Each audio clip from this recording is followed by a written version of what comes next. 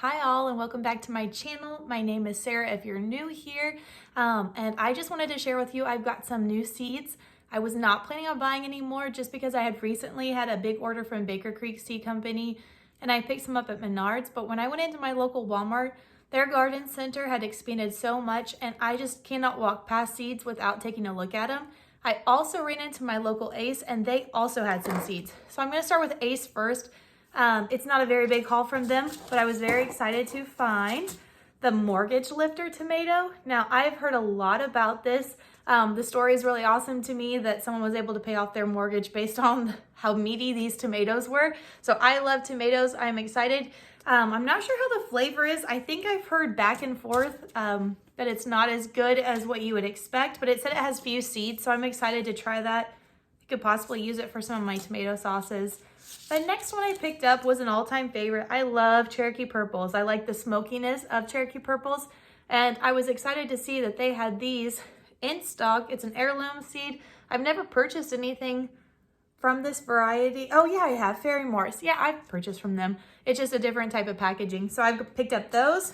Another one I've heard about on YouTube is Boxcar Willie, and I liked that these are supposed to be crack-free and disease-resistant. We get a lot of powdery mildew here in Kansas just because of our humidity and heat. And then I saw these, Big Rainbow. Again, I'm a sucker for different colored tomatoes, so I like to have things outside of just your normal reds and yellows. And this one said it's striped with red on the rib shoulder. So looking forward to growing that. And then last but not least, I picked up some sweet banana peppers. I love banana peppers. We like to pickle these and ferment them. However, I've only been able to find the hot variety. We like pepperoncinis, but I just wanted to get some that my kids would eat as well. Now at Walmart, I picked up some echinacea.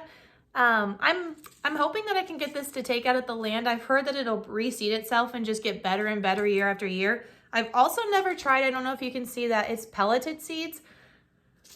I've never tried those before. I have seen that you really need to make sure that you're watering them really well so that it can release from the seed. So I'll have to keep an eye out for that. I won't start these probably. Oh, I'll probably start them indoors. It'll probably be the end of February, 1st of March when I start my peppers and my tomatoes as well. I picked up 3 rosemary. Rosemary is really good. It's super hardy if you can get it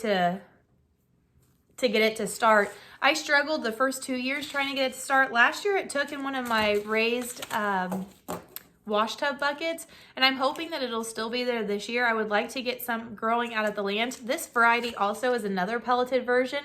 If you've worked with the pelleted version of these, I assumed it's because they're smaller seeds, kind of like I've seen pelleted carrots. Could you let me know if there's anything specific that I'm supposed to do differently with these? I just like the idea that it can become almost like a perennial. If it can harden off and get woody enough, it can go and go and go. And I just love rosemary. So I was excited to pick those up. I started a whole bunch of, I think it was called Granex Texas onions from, I believe I got those at Atwoods. Well, these are the red grano, and they're a pelleted one as well. I did not have any red onions, and I did do a big order for some onion sets. I think that's what they're called. Onion sets, onion starts. The ones that actually have the green onion coming out of it and the roots, not the actual bulbs. I can't remember what the name is of that. Anyway, I started some from seed. I have about 300 and I have like 400, I think, coming from another company. So we could have a lot of onions, but my family goes through a lot. And honestly, I've only done the onion, I think they're bulbs, the onion bulbs, the small ones, and they don't get very big. And so we eat through them before summer's even up because we use them in our salsas and things like that. So we got some red ones. And the last things I picked up were some flowers. I got 3 different types of nasturtium. I got this Express India, Dwarf Cherry Rose, and Gleam Mix.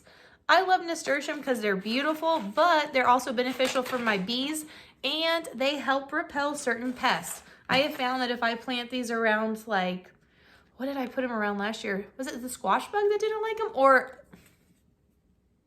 oh my gosh, I cannot remember. Squash bugs or hornworms. I put them around my tomatoes and my squash. I don't know if it helps, but I read that it's very good to grow with it. I picked up 2 packs of calendula. This is Pacific Beauty. And this one is called the Dwarf Fiesta Blend. Calendula, again, is good for the bees, and I just love to have flowers inside of my gardens. Now that we have both properties, my home garden and our land, the land garden is so much bigger than here. I want to have a flower and herb bed around the outside perimeter. And the last thing I picked up is something that actually grows wild out at our land, but I've tried to transplant it and move it where I actually want it to grow, and it is not working out. That is Black-Eyed Susan. This one is called Goldilocks. So thanks for sticking around. That's all I have for you today. And until next time, happy gardening.